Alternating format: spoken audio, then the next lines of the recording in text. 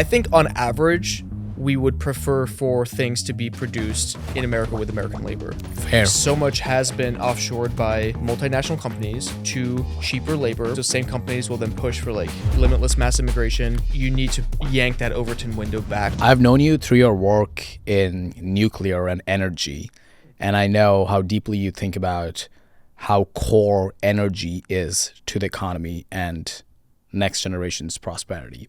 With that context in mind, I want to talk about abundance and how it kind of is the talk of the town, and along with tariffs, obviously. But before we get into tariffs and Liberation Day and all of that jazz, I want to start with basic question: who should own abundance?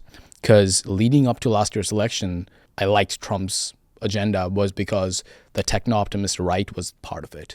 People like Mark and Andreessen, who are basically the harbingers of effective accelerationism, which is basically meaning that America needs to build more. That whole idea was part of Trump's agenda. I like that. And now people like Ezra, people like Derek Thompson are saying that no, left needs to own this because it is actually the government's job to build more. And they need to get out of people's way so that people can actually take care of housing and energy and all of that.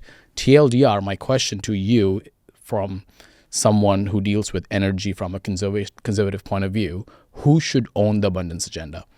Yeah, well, I think you touch on a bunch of different topics that are like going to be interesting to dissect and kind of see where they go. But I think there's two different elements to that question, right? There's who owns it rhetorically. Yeah. And who owns it policy-wise. Action-wise. And I think right now it's obvious, like, with the book, like, Abundance by Ezra Klein and Derek Thompson, like, they've kind of laid claim to the term abundance, and it's very much kind of a conversation on the left of, like, okay, is this the direction that we can go in post-Biden that is the way to save the party or save kind of the liberal movement, make it relevant again for the 21st century? So at least rhetorically, that fight is happening on the left. I would say, and it's kind of interesting in the context of the tariffs, but I've been saying the last few weeks is like, it still feels to me like the center of gravity in terms of actual like policy, like proposals and things that are being thought about and done and where there's agreement on the right. It seems like a lot of the center of gravity for the actual ideas and policies are still on the right. Like whether that's around like Secretary Chris Wright, the Secretary of Energy, his like nuclear energy renaissance, or whether it's around permitting reform and how that is still something that like a lot of the right is still more comfortable with, whether it's reforming the National Environmental Policy Act, the Endangered Species Act, Clean Water Act. Like there's just so many reforms that need to happen. And it feels like the right is leading a lot of that conversation. If you look at the states, like Texas, for example, and what they've done, not just with building out more clean energy than any other state in the country, like they surpassed California both in wind and solar in the last couple of years, but also in housing. Like places like Austin in the last few years have like done regulatory reforms that have allowed more housing to come online. And you compare that with the liberal states, California, New York, elsewhere. Let's talk about that irony, because from the cosmetics and the optics of liberal politics, California is supposed to be the place where, you know, YIMBYism and everything related to clean energy thrives, whereas places like Texas where those are actually being done and people are realizing the benefits of it in real life. Talk to me about the irony of that. Yeah, I mean, once upon a time, California was very much kind of the engine of American innovation. And arguably, like, you still have a lot of companies there, and, like, it is still a very important part of the U.S. and the economy. But the original kind of conception of, oh, we'll, like, go to Silicon Valley, and we'll build things, and we'll be innovators, and we'll just, like take things from A to Z and, like, see it through, I think that kind of economic, almost liberalism and kind of idea of, like, we're going to just do this has over time butted heads with the social liberalism of a lot of those places and the other things that they're trying to prioritize, right? Whether it's around racial justice or whether it's around being pro-unions or giving environmental groups says on, like, building things and like environmental justice and things like that. And it seems to me like over time that paradox has deepened because the rich people there in California that were innovating had to start thinking about other priorities, and then now we're in a position where they're spending over $100 billion on a high-speed railway that goes nowhere because it's being stopped by all those vested interests that is almost part of kind of the progressive worldview. But you look at a place like Texas where the mindset is let's build and let's actually just build, and they don't have to kowtow to as many of the special interests, whether it's environmental justice groups, like racial justice groups, like unions or whatever it might be. And so I think that is really kind of where a lot of the dynamic has fallen apart for the abundance movement that's trying to build on the left. So I think like it's still kind of sad because like I have older friends from California who still remember when California like you used to see like a cloud and you have to question, oh, is it like an actual cloud or is it a smog? So and from that during the early 1970s there was the EPA and the Clean Air Act and all of that. Those actually were, in my opinion, good liberal policies which had tangible effects on people's lives. Even in London, which used to be covered with smog and all of that. Yeah, just to push back really quickly on the framing of them as liberal policies, I think because the way that the environmental movement has become dominated by the left, it's in your mind almost framed as a liberal thing, but the guy who started the EPA was Richard Nixon, who was a Republican president. That's true. And a lot of those ideas are actually like, I would say, like conservative as well, like public health, like wanting to make sure that you have a healthy environment that you can pass on to future generations. I don't think that's necessarily liberal. From the cosmetics of it, would you disagree with the fact that the politics of that era, it was liberals who were leading the conversation regarding environmentalism, even though like I totally agree with the Nixon point? Yeah, I mean, it's interesting. Around the 1970s is where I think the environmental movement really became distinct from the traditional conservation movement, right? Yeah. So like you had like Teddy Roosevelt in the early 1900s, and that was like the conservation movement. It was farmers and hunters and ranchers, and those were the people that led that movement, and it was because it was just a daily part of their lifestyle, right? Like if you want to be a successful farmer or a hunter, you need to make sure that the environment and the land was healthy for future generations, right? That was like inherent to the worldview. Around the 1970s, and that's the conservation movement, right? And that's more the conservation movement. Yeah. Around the 1970s, obviously, you had serious issues, whether it was like acid rain, whether it was smog, whether it was kind of water being polluted. There were real issues that needed to be addressed. Ozone layer, right, ozone, yeah. Like, and a lot of that kind of gained traction on the left in terms of a more like coastal liberal elite that was activating around it. It was not so much about a lifestyle anymore. It was more about like political activism, and in some ways that led to good things, right? Like it was really good that we addressed like the ozone and that we like had more clean air and clean water and like cleaned up the smog and got rid of acid rain and all those things. That's really important. But in some ways, it got taken too far, and it became part and parcel of the kind of progressive political agenda. Yeah. Where we see now, like whether it's the Endangered Species Act or the National Environmental Policy Act, the regulations that were kind of born out of that movement are also paradoxically the very things that are stopping us from building anything to have further environmental progress. And I think the relationship of the left with those ideas is very different from the right's relationship with those ideas. But anyway, I interrupted you early on. That was great. Can you give like a tangible example of the byproduct of those regulations and how they stop the building nature?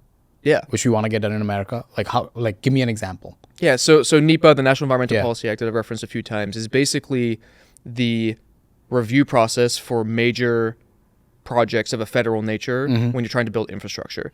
And the idea originally was, okay, if you're building like transmission lines or like these huge interstate projects, then it makes sense to make sure that it doesn't have a like hugely detrimental effect on the local environment. I think like from a common sense perspective, that's in the ballpark, right?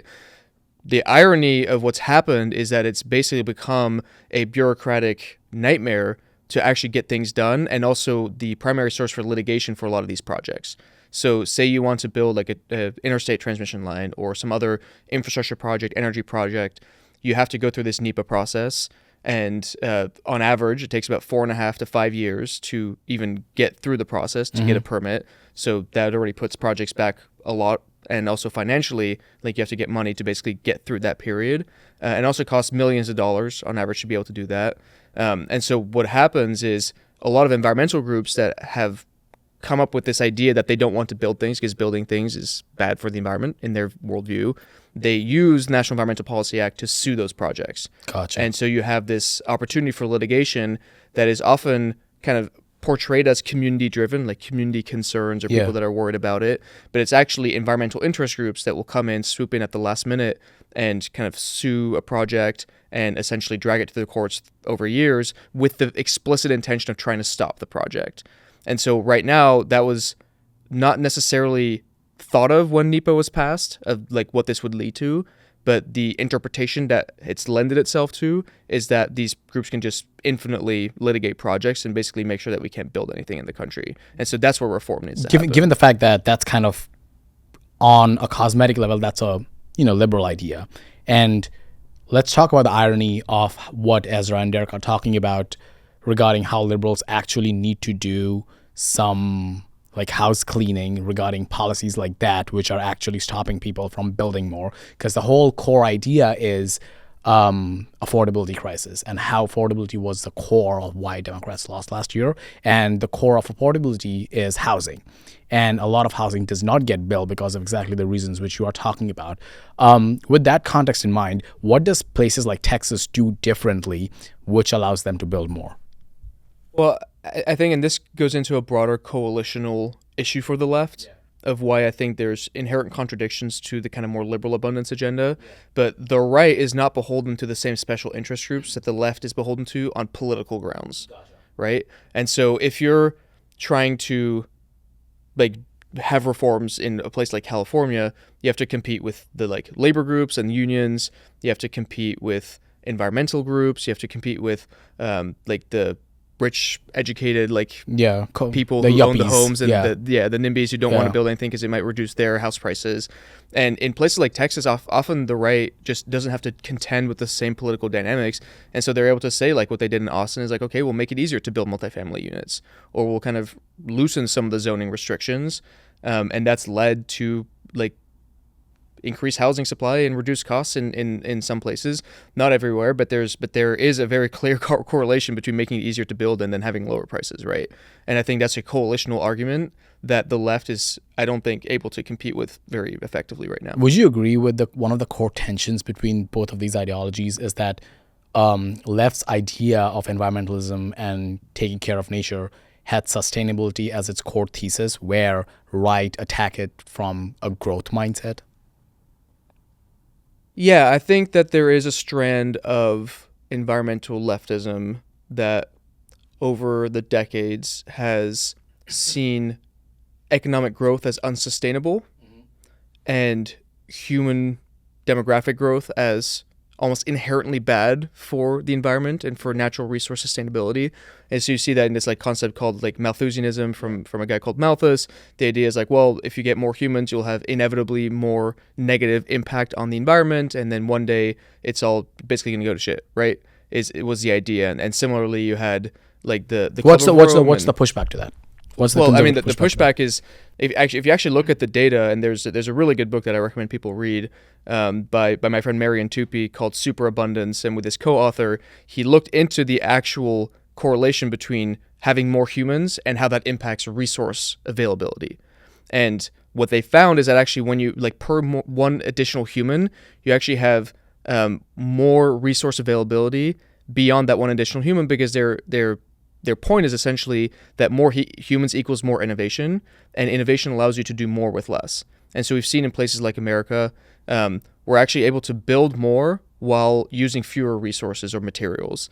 Some people call this like peak stuff. The United States Geological Survey tracks how much we use of certain materials, and there's a bunch of materials that while economic growth continues, while we're like going in the right direction, we're actually using less and less of that stuff from a like actual kind of nominal basis, because we're able to be more innovative and efficient with what we do. And that's a direct result of having more humans that come up with better ideas, that have more innovation.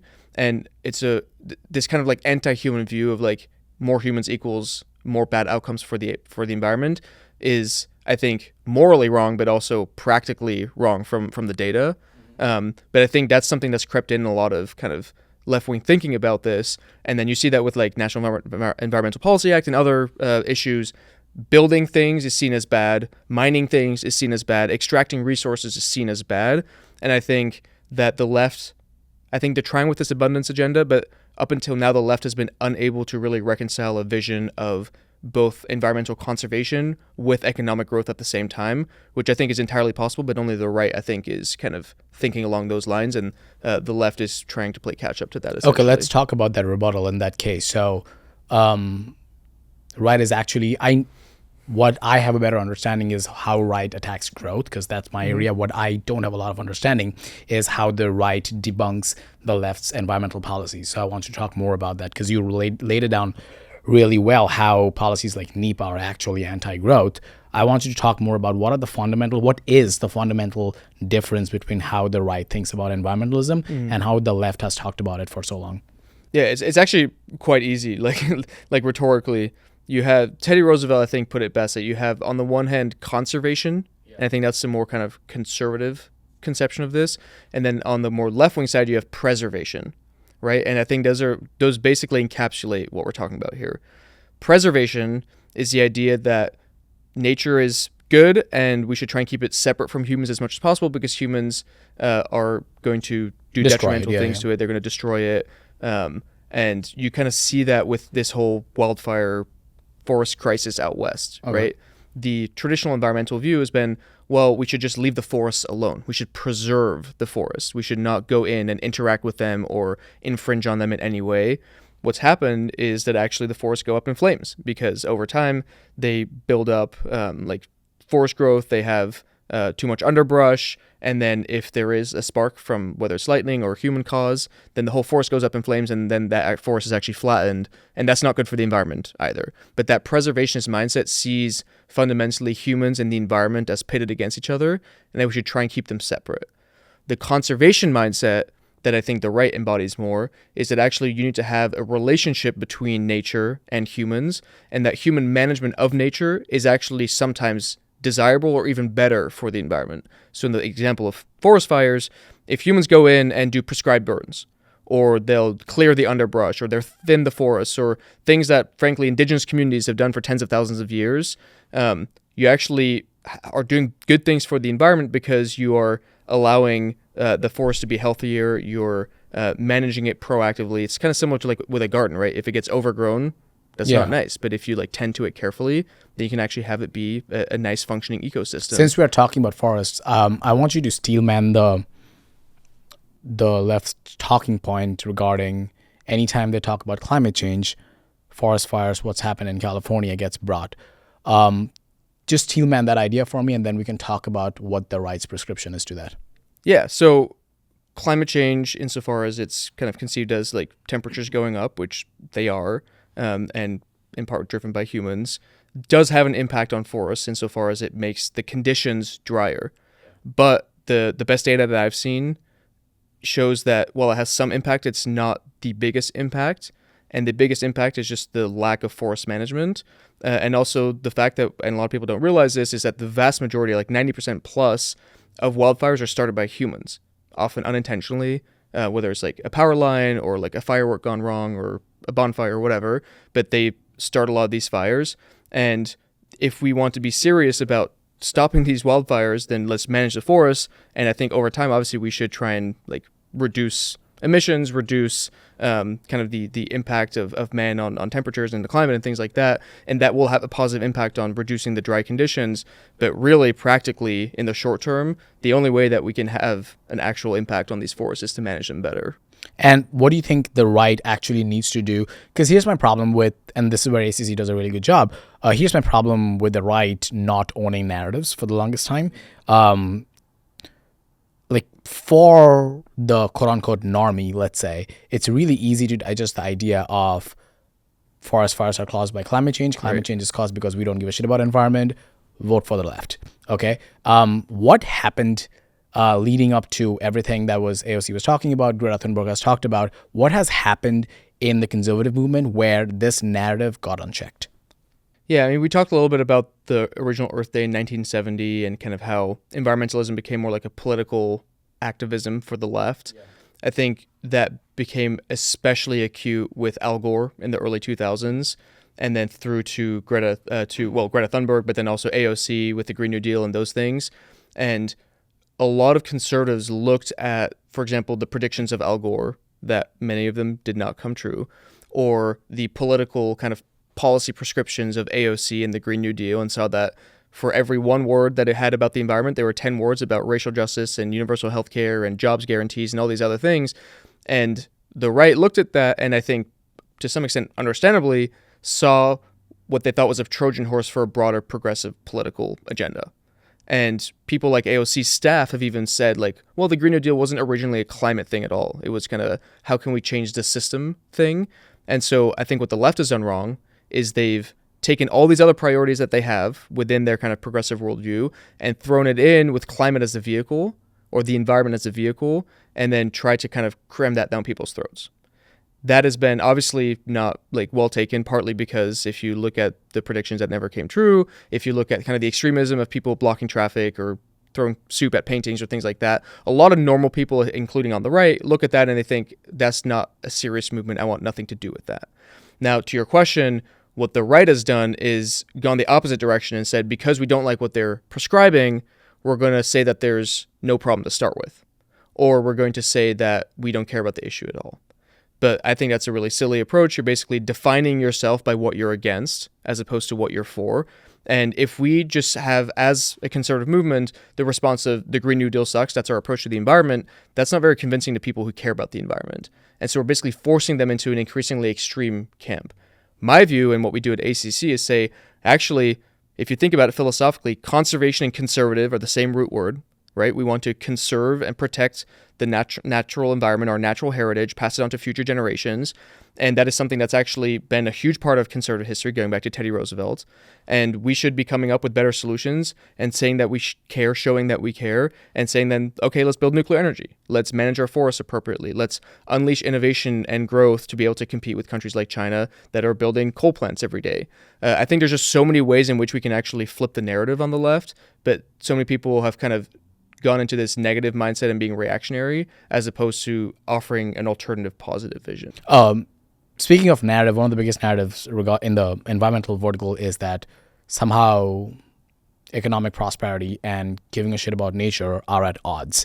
And from the outset, from my point of view, from someone who's not directly involved in the environment movement, it seems like that idea kind of sort of has legs unless you talk about nuclear specifically. Talk to me more about how you view that economy as a zero-sum game or a positive-sum game when it comes to environmentalism. Yeah, so there's something called the environmental Kuznets curve. Mm-hmm. And if you picture it kind of like an arch like this, as the economy grows, and this is like going way back, right? Like we're living in huts and things like that. As the economy grows, then you're like using more resources, you're extracting more resources, you're burning coal and wood or whatever it is that you're doing. Obviously, you're going to have an impact on the environment up front. Like that just makes sense. You're cutting down trees, you're doing whatever you need to do to survive and grow and prosper. So you have an impact on the environment. But, and this has been shown time and again, once you reach a certain level of GDP, and that's kind of the top of the arch, then the more GDP continues growing, the impact on the environment actually goes down. And that's what I was talking about earlier. There's several dynamics to this. One of the dynamics is all of a sudden people that are not worried about where their next meal comes from or about surviving from one day to the next have more disposable income and disposable time to think about things like, oh, let's protect the environment, right? Like you're not thinking about basic survival. You're thinking about how can I create a society that I like to live in for my kids and all that. And so then you see national parks pop up. You see kind of localized conservation efforts like parks in cities, like things like that. And so that's a function of richer people having more time and disposable income to spend on more luxury items. That's one thing. The other dynamic is as you get richer, you also come up with better innovations that increasingly drive you to use fewer resources for greater output. And that's basically capitalism 101, right? Like the fewer resources you have going into a product means that product will be cheaper to produce. It means that you can have more profit in terms of then selling it on. And you've seen that with so many different things, but just one example is like the iPhone. Like if I grab my phone and think about every single thing that's included in the phone, whether that's an alarm clock, a camera, a notepad, so many different things, right, are in this small little device as opposed to having each of those individual items. That's a function of innovation driving efficiency and using fewer resources for greater outputs. One last example I'll give on that is like one of the best things that we've ever done to save forests in the world is the USB stick, right? All of a sudden, you were able to like have all of these like documents and everything that you wanted stored on a little piece, like a little mechanical thing, as opposed to having it printed in like archives and things like that.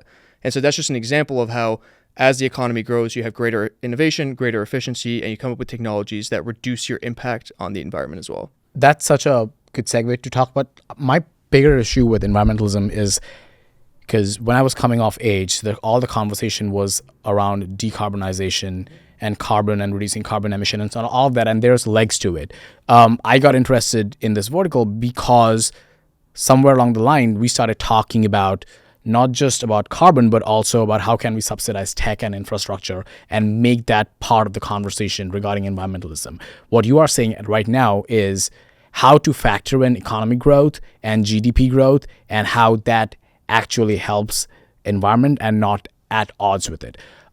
Let's go back to abundance real quick, because the prescription from the left as of now is that we just need to make sure that people are able to feed themselves and live prosperous, happy lives, ideally close to cities or in cities, because that was the American dream, that, hey, like, if I cannot afford to live in New York, I can live in New Jersey and work in New York, and that's how I can make a living. The whole thing about the lawyer and the janitor, the lawyer can live in New York, so can the janitor, and both of them will make more money compared to living in, let's say, Michigan. Right now, only the lawyer can, whereas the janitor cannot afford to live in New York. That is the state of the union of cities in America. Talk to me more about how you feel GDP growth and making sure that we have all of this money flowing into cities. That kind of sort of feels like it is at odds with environmental growth. You mean environmental protection? Environmental protection, sorry, yeah. It's fascinating because as a conservative, yeah, I'm not sure how much I want everything to be concentrated in major cities, right?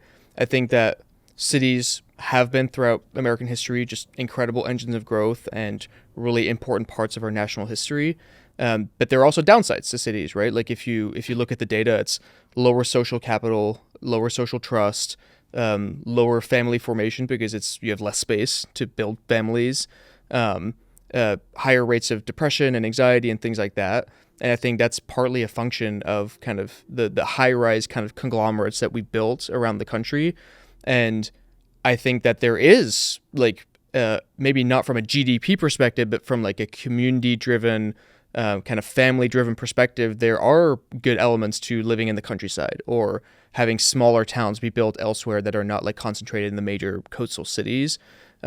So I guess I went on a little bit of a tangent there, but I think at the end of the day, those the emphasis on cities as like the sole engines of growth doesn't really ring true to me as much anymore in a post-COVID era, right? Because you need space. If we're talking about reindustrialization in America, you need space to be able to like have manufacturing facilities and things like that. And likelihood it's not going to be downtown Manhattan, right? Like they'll have to be in places where you actually have the space. Secondly, in a post-COVID era, like there's actually opportunity for people to live in communities that are more remote and still do the work that they're doing because they're able to do that on their laptop or whatever it might be. And then I know like in Abundance, Ezra Klein and Derek Thompson focus almost exclusively on those major cities, whether it's like New York or LA or San Francisco or whatever. And I feel like it just leaves out a huge part of America that I think is crucial to this conversation. And the last thing I'll say on this, because I feel like I'm not really answering your question, but the last thing I'll say on this is one of the things that I think is really important to tease out in the abundance conversation and the way that relates to the climate conversation or tariff conversation or whatever is GDP is not the end goal. GDP is perhaps a means to an end, but the way that I conceive of abundance is an abundance of the good life, right? Like community, family, and part of that includes like progress technologically or like building cool innovations that kind of show that we are a nation of builders and compete with other countries. And like, I think those things are good. I think that's one of the bigger tensions right now in the right, which is the populist right and let's call it like the neoconservative right. Because post tariffs, whatever, obviously everyone's stock portfolio dipped. And the whole counter to that is that we don't really give a shit about that because 50% of Americans don't own stocks and arguably are in debt. So right now we need to make sure, quote unquote, the whole let's bring manufacturing back or whatever, so that whole economy can fuel back again. Given the fact that you just said that GDP is not the end goal, do you think not prioritizing GDP in short term and long term is good for America or bad for America? I think that you obviously want to have affordability and people able to like live like good prosperous lives. Yeah. I think that the kind of myopic emphasis on GDP as opposed to all other things doesn't understand the trade-offs that come with that, right? So like one of the traditional criticisms of kind of the GDP only like printer go burr and like the stock goes up and to the right. One of the criticisms of that is, yeah, sure, you can have like a bunch of cheap goods and like higher GDP and whatnot, but if you have a community in Appalachia or something like that that has been decimated because we've outsourced the manufacturing to China, and then now we have a huge reliance on a country that we might potentially be at war with in the future, and those people in Appalachia are now more predisposed to like fentanyl overdoses and fentanyl addiction that might even be coming from like Chinese goods that are being coming into the country. Like there's so many aspects of that aren't necessarily don't fit neatly into the we need to increase GDP or not conversation. Like, yes, we want to have economic prosperity for Americans. That is absolutely true. But you need to understand the trade-offs is that, well, you could have economic prosperity hypothetically by having sex robots for everyone because that like advances the economy, stimulates economic growth and things like that. But what are the trade-offs from that we might also want to consider? The impact on community life, family life, spiritual life, like etc. And I think the focus on GDP as the sole metric doesn't account for any of those other things. With that premise, as a conservative, what's your take on Infrastructure Act and the CHIPS Act? Yeah, I mean, I'm not necessarily an expert on those things, but I would think it was telling that they were bipartisan, right? And that the investment in American supply chains, whether it's like reindustrialization or bringing critical industries back home, that maybe from a GDP perspective or an economic perspective might not be as efficient, but if you're in like a war with China, you want to be able to produce those things at home.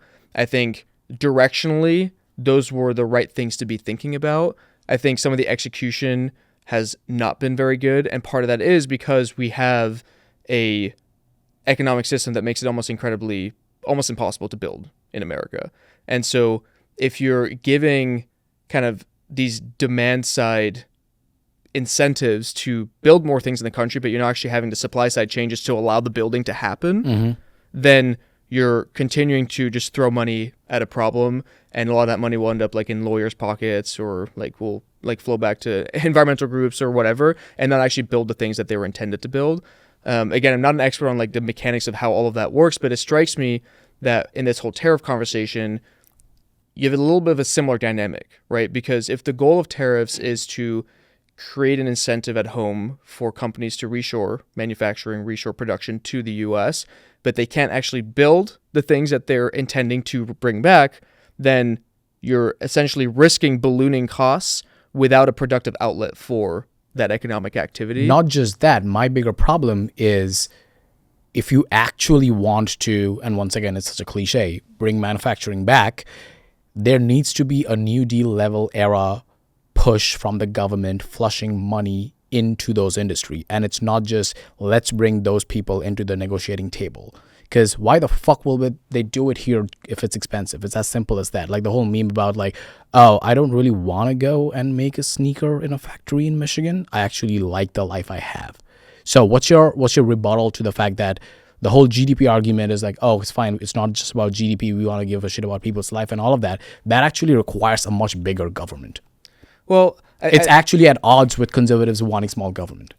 Yeah, I mean, I would say that there's a risk similar to like the whole like Green New Deal versus nothing approach of like we'll have a New Deal versus just like small government approach, and that there's like no like potential middle ground between that. I think that there are a lot of conservatives that are talking about the concepts of industrial policy and what it looks like for the government to identify specific industries that we have an interest as a nation in building, advancing, and decoupling from other countries like China. I think that's not the same as a mass takeover of whether it's like the means of production or like the government being involved in every single facet of life. I think there are very clearly things as part of the New Deal that did not work and kind of set America back. But that doesn't mean that we shouldn't have any government involvement or investment. I think one very good example is, for example, nuclear power, right? It is one of the big problems with nuclear is not just the regulatory piece, but also the financing piece. And we've seen in countries that have done an extremely good job at scaling nuclear at an affordable rate is that they've done it by standardizing the supply chain, standardizing the workforce, and then standardizing the designs for the nuclear plant. To some extent, that requires some top-down involvement, right? Yeah. And I think that conservatives need to be open to conversations that are relevant to critical industries that we identify as a nation, where we want to do that. But this whole kind of, let's just do that for every sector of the economy because kind of more government equals good, I don't think is necessarily kind of where we should be having that conversation. My bigger pushback to that is if someone is for all things abundance, and be that people on the right or left, it feels like tariffs and everything that comes with it is kind of like the Antichrist to abundance. Because, like, okay, if the whole argument is we want to be in favor of people who are building in America, okay, cool, let's talk about a restaurant. A restaurant, let's say they hire in America, they're serving people in America, they're making everything they can in America. However, to do that, they need to import some of the raw materials from Mexico or Canada because the product is better, the raw materials are better. What's your pushback to that? Well, when you say tariffs, do you mean all tariffs, specific tariffs, industry related tariffs, like as of now it feels like it's all encompassing, right. So it's not up to me, by the way. So it applies from things like cement, which affects housing, and it affects stuff like just food in general, which affects the restaurant example I gave. So what say you as someone who is proponent of all things tariff? And I'm not necessarily proponents of all things abundance, my bad. And trying to balance that out with the fact that tariffs is actually like it's not the whole GDP ideal, but it's actually good for American society.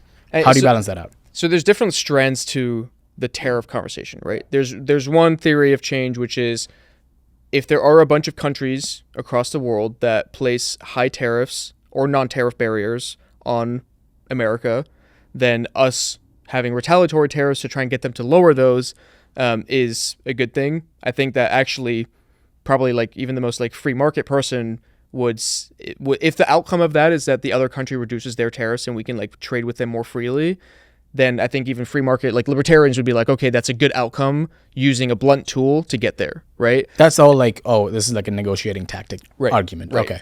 And I mean, obviously we're just a few days post-Liberation Day, so we don't necessarily know all of that, but it sounds like I was just reading this morning that the president of Vietnam was telling President Trump that, they're interested in like freer trade, and so Vietnam might take down some of their barriers in return for the U.S. and taking theirs down again.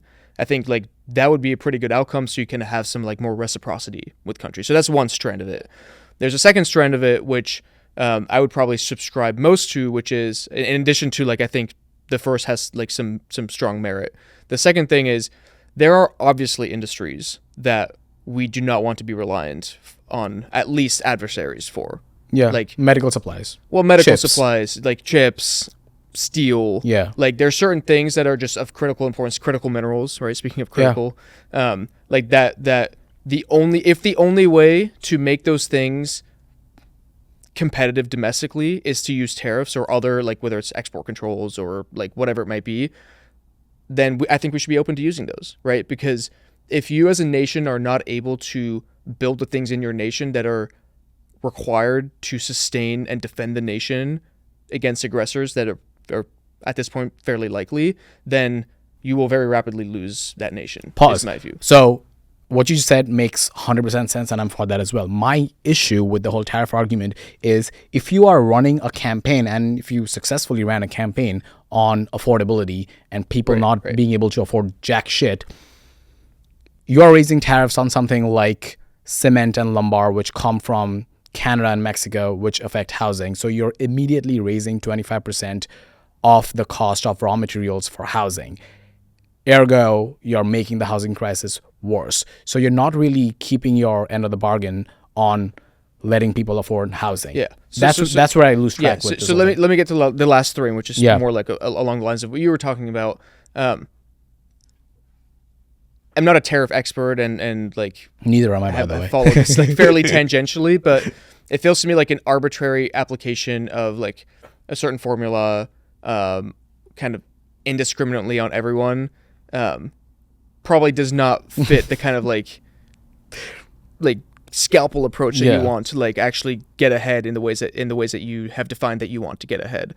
And this was actually something that Ezra Klein said in a podcast interview with Oren Cass, who's like big fan, pro tariffs, but and like thinks about these things in a very smart way.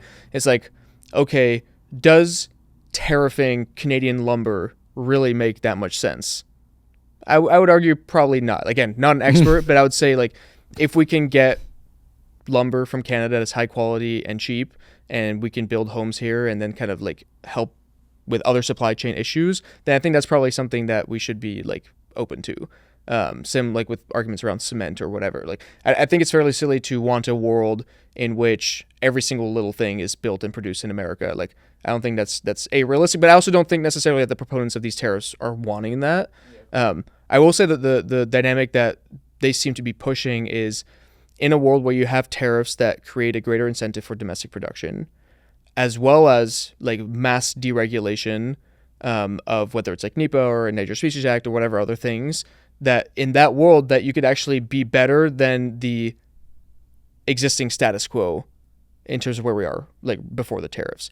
It feels like we're not actually quite doing that because the tariffs are kind of executive power unilateral application, whereas like mass permitting reform would have to happen like congressionally and through Constitution, through the Congress, right, and you'd have to have a bipartisan deal that gets 60 votes in the Senate, and so it feels like if you want to have that world in which there is greater domestic kind of incentive in production, but in a way that doesn't necessarily drastically increase prices because you've also paired it with deregulation, then it feels like you actually need to pair those pretty pretty immediately and pretty like substantively, and it feels like we're only doing one of those things.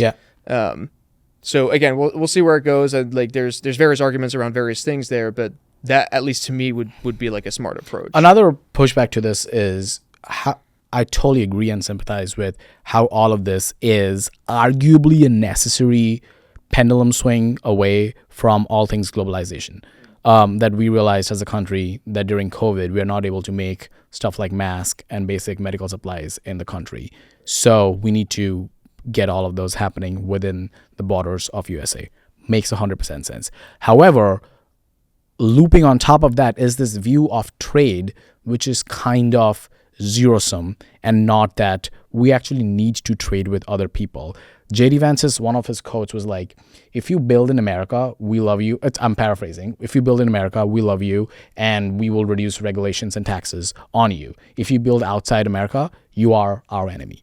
So that whole vision of trade as America has to win at the cost of other people, in my opinion, I think at a stage where we are so far ahead in technology and all things mass manufacturing, I don't think that is feasible. While at the same time, I don't think that it should be at odds with building the necessary shit within America. What say you? Yeah, I mean, I don't know the specific quote that you're referring to, and obviously, when it comes to those kinds of quips, you need to like distinguish the rhetorical politics from like the actual policy applications. I think on average, we would prefer for things to be produced where possible in America with American labor. I think like that is on average something that we would, like most rational people would probably agree with, if it's doable, right? Like if it's like 17 times more expensive and you can get it from Canada or the UK or one of our allies instead, then obviously that's something you have to include in the conversation. But it's all about trade-offs. Like it feels like we live in a world right now where so much has been offshored by multinational companies to cheaper labor, often probably fairly immoral labor in other parts of the world.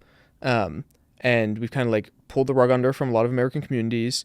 And in many ways, those same companies will then push for like limitless mass immigration to be able to like have cheaper labor to then do things in America that otherwise might be used by Americans or done by Americans. It just feels like you need to yank that Overton window back. That's fair. To the right. Yeah.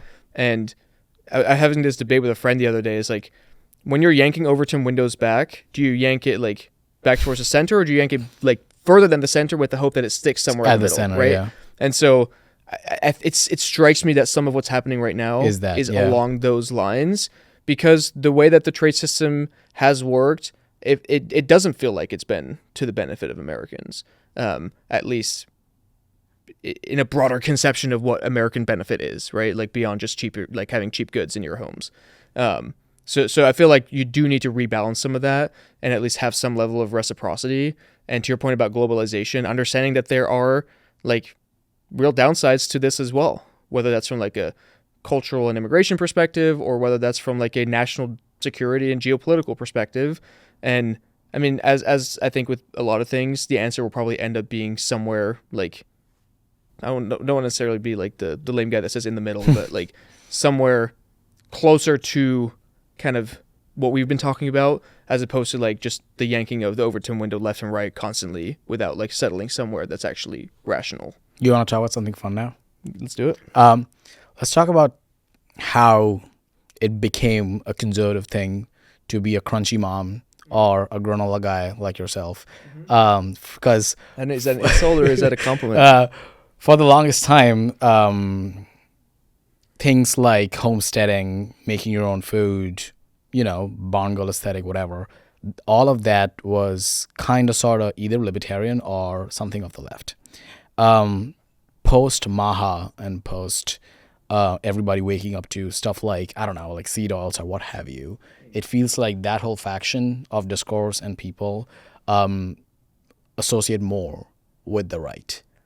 How have you seen that change? I think one of the dynamics that the left has gotten wrong on generally with environmentalism is this kind of centralization of climate as like the only thing to talk about, care about, carbon, all of those things.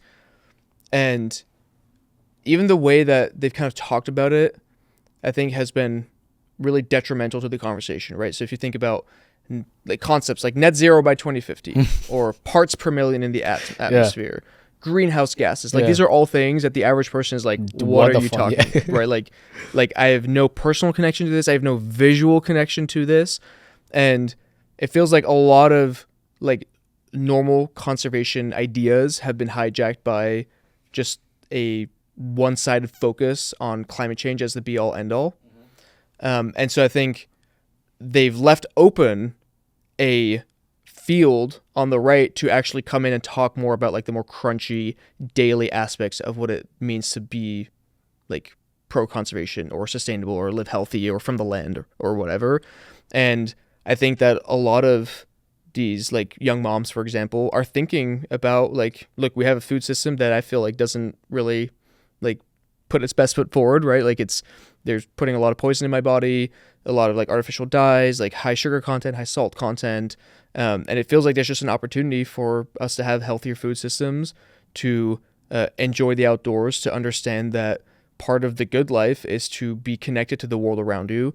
And this is one of those things that I'm telling the right to own, is in a world where we're increasingly digitized, where we're increasingly technologized, and like virtual reality, social media, phones, like so much of our interfacing with the rest of the world is digital. What does it mean to be human in a world like that, especially with AI, right? Like there's these interesting conversations about like what it means to be human in an era of AI. I think one of those things is the relationships with the people around us, but also with the physical world around us. And there's like nothing quite like going out and being in the outdoors, like whether it's a forest or hiking a mountain or a field, and just like unplugging from the kind of like digitized cacophony that like reigns in our minds all the time, to just being outside in what I consider to be God's creation.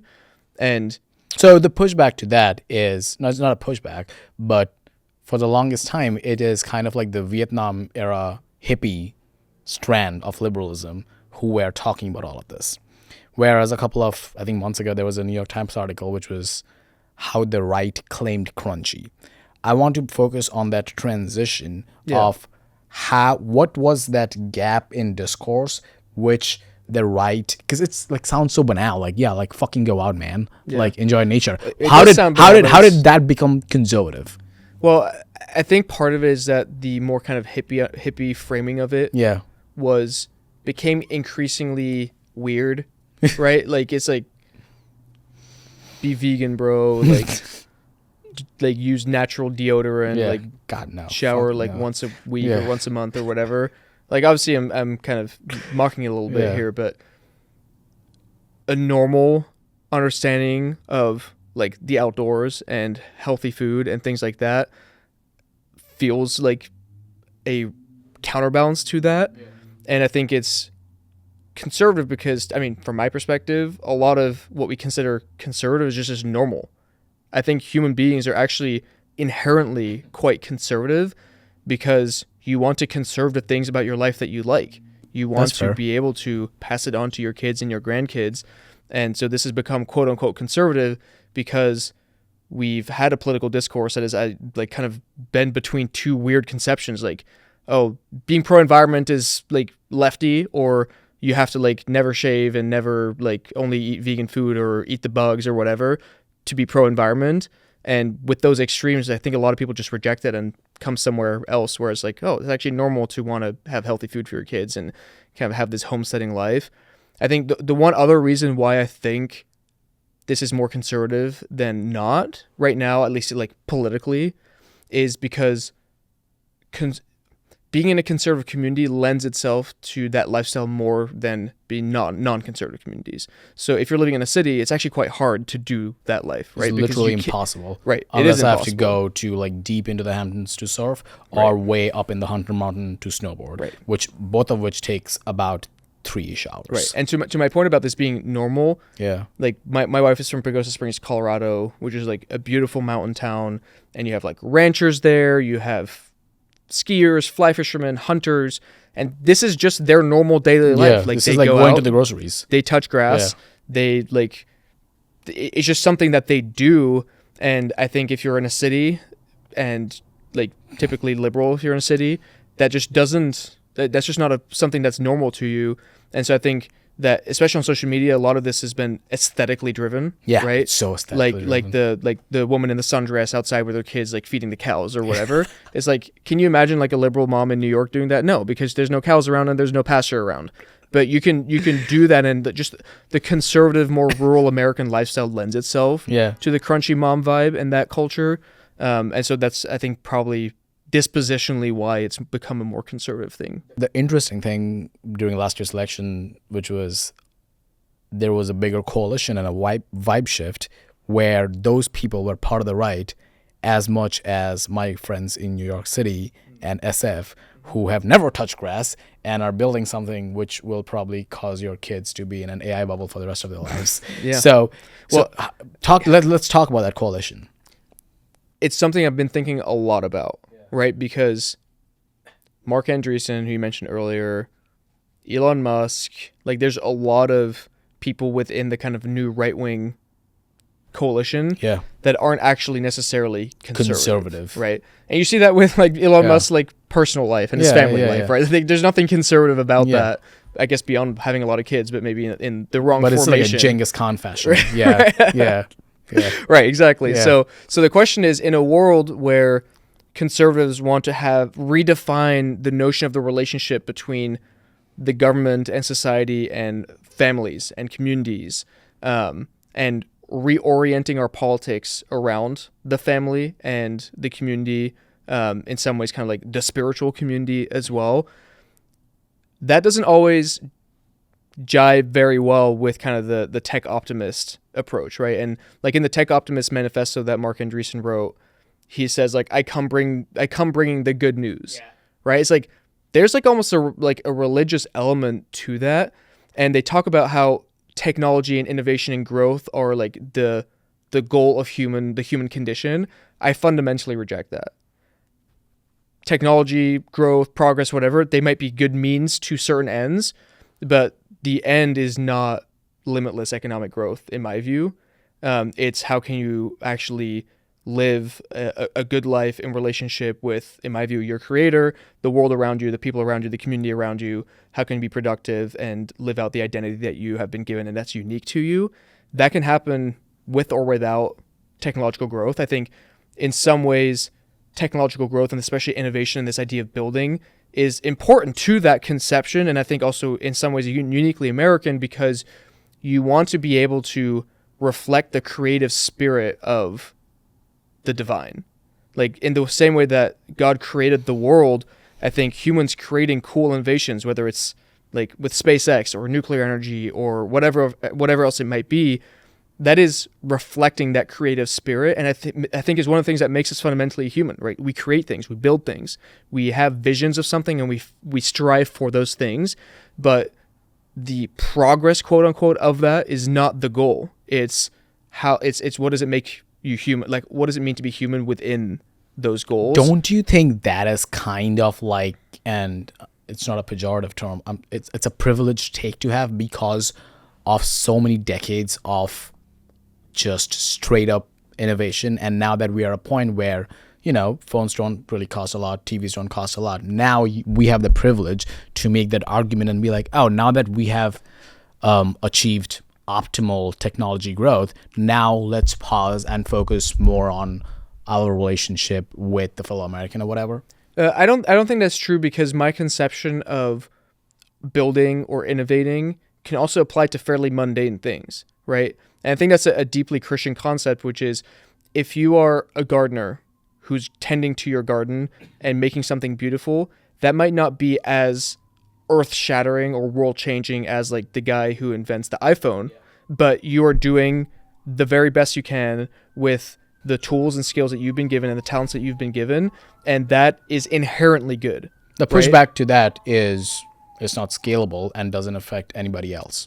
Right, beyond you. But to every person has different talents and different things that they're going to be doing with their lives. Yeah. And I think that like the more mundane things throughout history of people like inventing the wheel, or like Blaise Pascal, like a famous Christian philosopher who came up with the calculator. Like in and of itself, those things are not just amazing from a technological like perspective, but also beautiful because they were doing something that hadn't been done before, and they were using their creative genius to put it to productive use. And so to your point of like, is this a luxury thing? I think every innovation, every time that like a scientist completes a study, or every time that an author completes a book or an artist completes a work of art, like that is beautiful in and of itself and inherently. And if you compile that over time and over history, like ideally you're trying to recreate a tapestry of creation. My problem with your argument is that you're saying that technological innovation is okay. So I think technological innovation should be the end goal, of which the byproduct will then be everything that you're saying. If you, instead of let's striving for optimal technological growth, let's strive for this vision, then technology gets in the backseat and we don't do what America does best. But I don't think that really, like, if people actually strive for technology and making sure that America is leading that conversation and the discourse, then as a byproduct of that, a lot of people would be prosperous, so they can do all of these, not a pejorative, crunchy stuff. I just to go back a little bit, I don't think that necessarily corresponds closely with history.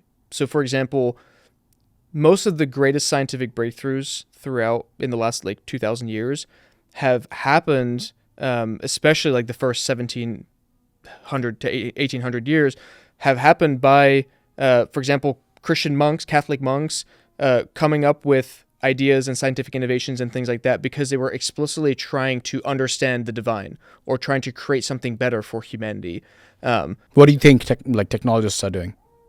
How is that any different than that? Well, I think that if you there's a very real risk that we divorce technological progress in and of itself from what it is meant to serve. I think technology is meant to serve humans, not be an end in and of itself. So you could create a world in which you have the most incredible like AI systems, and we can all be like the fat guys from Wall-E that are like living in our like little like Pods, hover, like yeah. like we're basically bots and all our needs are tended to, our senses are dulled. From a technological perspective, that's incredible. Yeah. Like we're able to hack the world and the human system and physics so much that humans basically don't have to do anything because it's all automated. Yeah. That's amazing from a technological perspective, but from a human perspective, from a social and spiritual perspective, it sucks. And so I would much rather like live on a farm with no technology where I'm actually able to be human than to live in the most high-tech society that forgets what it means to be human. And so that's where I push back against your point. Like, I think I see technological innovation as more the byproduct of a properly ordered sense of creativity and trying to make sense of the world around us in innovative ways, as opposed to technology being the North Star. Because if you draw that to its like rational, logical conclusion, then you will end up with technology above humans as opposed to technology serving humans. From like you as a free market, I wouldn't necessarily put it that way. okay, but like if the whole thing of ACC is quote unquote using free market and free people for environment, like totally get that. I'm not trying to associate you with your organization, by the way, but I'm saying that from like a free market point of view, shouldn't we give the fat people the option to live their life? I mean, that's a very broad question. I think there's a difference. Like we've done that forever. We've made Right. candies. We have made shitty food. Right. So why But there's stop a now? but there's a difference between allowing certain things or kind of respecting the freedom or the free will of people to choose certain things, obviously within limits, and saying, like passing a normative judgment of whether that is the ideal or not the ideal. And I would say that more broadly conceived of, like, we want to have technological innovation for the purpose of human thriving, of human flourishing. We want humans to be able to like not die of preventable diseases. We want humans to be able to have like good quality food, to have energy systems that are abundant and affordable and clean and things like that. Like those are all good things. But again, it's just about reorienting towards what those are for in the first place. And so I'm not really making an argument about like, should we let fat people be fat or like, should we like let people make certain decisions that are bad for them or not bad for them? I think that's to some extent a different conversation. A byproduct of that conversation. Right. Yeah. But it is true fundamentally that when you allow humans to flourish and innovate with relative freedom in a market system, they will have incentives to do better things and create better things, and that the environment and the lifestyle that we want is a result of that. I think that's entirely true. I'm just making more, I guess, a philosophical point about your question about like the somewhat uncomfortable coalition between conservatives and the tech bros, and there are parts of that that are really good, like Parts of that which caused Trump to win. absolutely, Yeah. and I think they're a critical part of the coalition, but there are other parts of that I think we should be weary of, and that we should be willing to kind of have tough conversations about. And I think that's not necessarily like duked out like in a rally in front of 10,000 people, but in these kinds of conversations. Right? Yeah, I mean, we saw that during the whole immigration discourse, Right.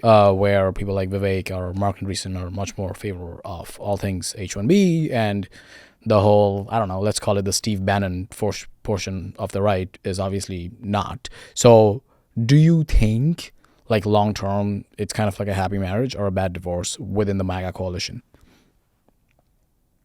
It's a really fascinating question. It feels like obviously Vivek was out basically on like day 2 or 3 or whatever. He's back right? in Ohio, yeah. So he was out, and then it's looking like Elon's out soon. Yeah. I think Elon will say like, well, I was never going to be there forever kind of like point. I actually don't want him to be there forever. I want him to actually make my Tesla stock go higher. Yeah. I think he's probably better.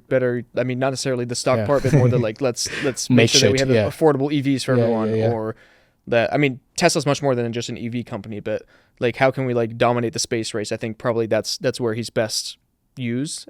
So I think there's going to be real coalitional fights to be duked out. Yeah. It'll be really interesting to see what happens with JD Vance. Like if JD Vance is the nominee in 2028, Which I want him to be.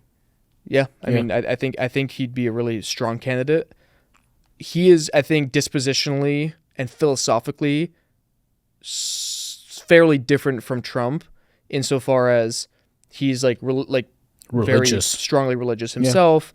He is obviously younger. He understands the tech world well, but he's tried to define a lot of this tech stuff and tried to kind of create a vision that is pro-family, pro-American workers, pro the nation, as opposed to just kind of like a blind, like multinational kind of technological idealism that is divorced from the people it's supposed to represent and serve.